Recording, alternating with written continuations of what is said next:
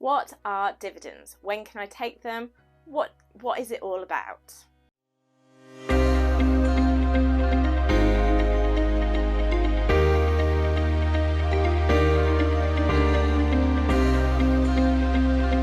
Hi, I'm Kimberly Shapcott, qualified chartered accountant, property investor and entrepreneur. Let's sit down and have a chat. What is a dividend? When can I take one? How do I take one? These are all the sorts of questions I get on a regular basis. So let's start with the very first question of what is a dividend? So a dividend is a distribution of profits from the company to its shareholders. So the first thing, who gets them is very much it's the shareholders that are getting the dividend. And in terms of who votes it, who allows it to happen, that would be the other person who's involved in the company, which is the directors who control the company. So let's go through a couple of the key elements to make sure that you are in control and you know what's happening with these things called dividends. So as we have said, a dividend is a distribution of the profits from the company to its shareholders. So the first question I need to get is, who is the one that decides the amount? Who is the one that votes the dividend? And this is very much the directors of the companies will vote for a dividend. So they will document, and we'll deal with that in a second, the amount that they want to vote as a dividend. Now, obviously, you can't just vote £1 million as a dividend if the company doesn't have £1 million profits. So the amount that you are allowed to vote as a dividend is based on what is known as the distributable profit from the business. You might go, what is a distributable profit? So let's go back to that as the next question. The distributable profits are the ones that are the net profits from your profit and loss, less any taxes, which then gives us our net profit. And it's these profits that are available for distribution. We just need to remember, if we've had an increase in the value of our property in our property company, this is not a distributable profit because we've not actually made a profit on that property at this point. We've just got the valuation increased. So we're talking about rental income against expenses and the profit from this trading activity within the business after we've paid the tax on it. Now, when we've decided that we're going to vote a dividend, we need to know the amount. So let's just pluck a figure out of the air and we're going to choose £2,000 as our dividend. And I'll go into why 2,000 is a regular dividend amount in a moment.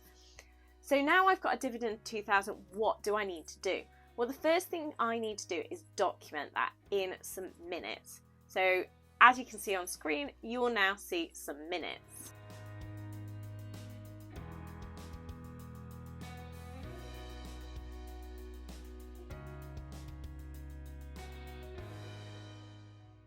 Now the minutes basically tell me that basically I've voted a dividend, and having voted a dividend, I'm now in a position to make that payment. Now I, as the director or board of directors, have made that announcement and that is now ready to pay to the shareholders. Now the second piece of paperwork that we need to be doing at this point is something called a tax voucher, and let me share that one with you. So check this one out.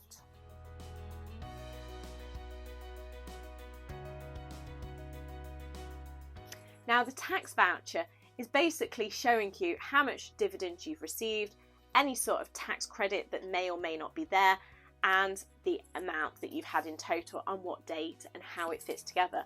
So the reason the tax voucher is important to the shareholders is because that's what they'll need for their tax side of things.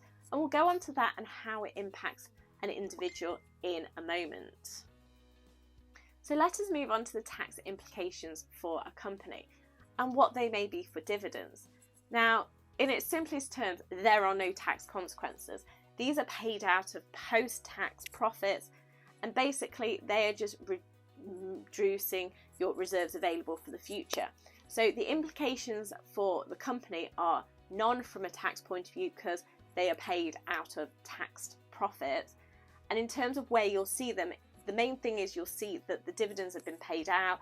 There'll be some disclosure in the accounts, potentially, depending on the amounts that are being paid, and the reserves on your balance sheet will be lower, which is just meaning you can't take your dividends more than once.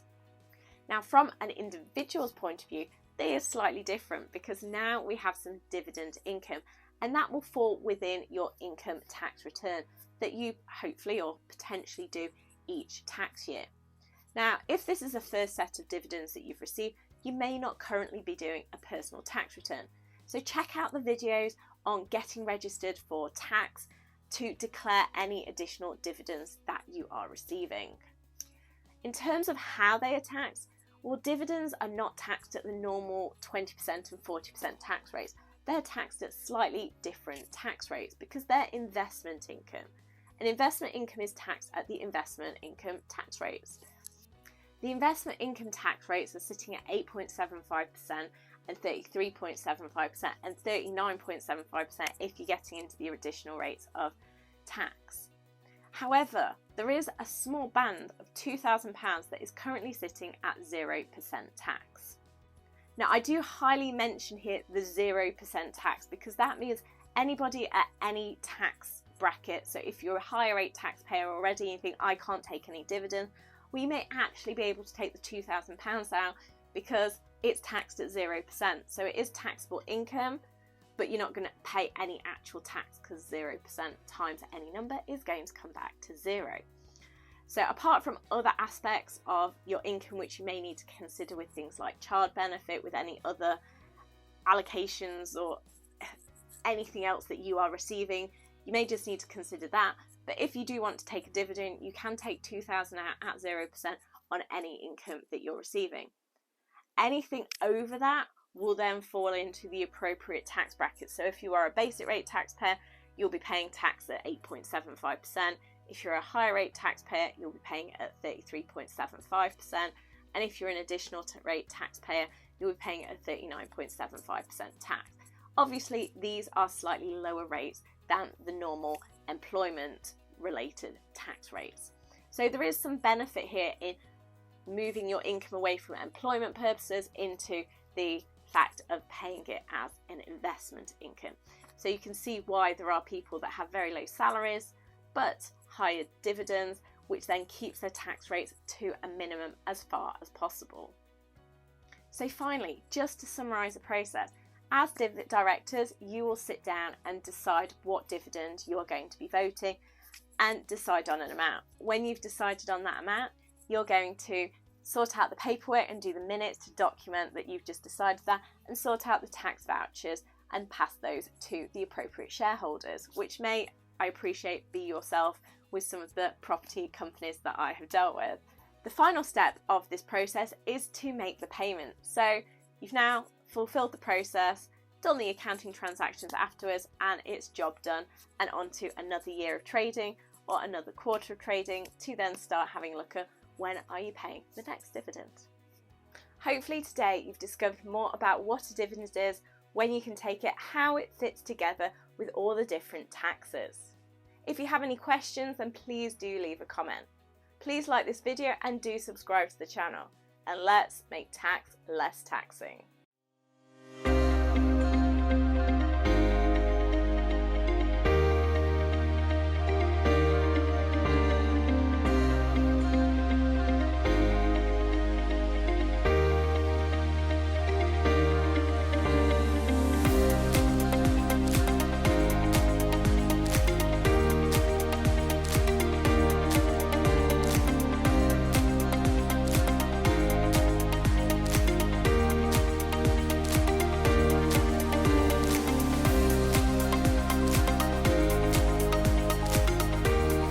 Let's make tax less taxing.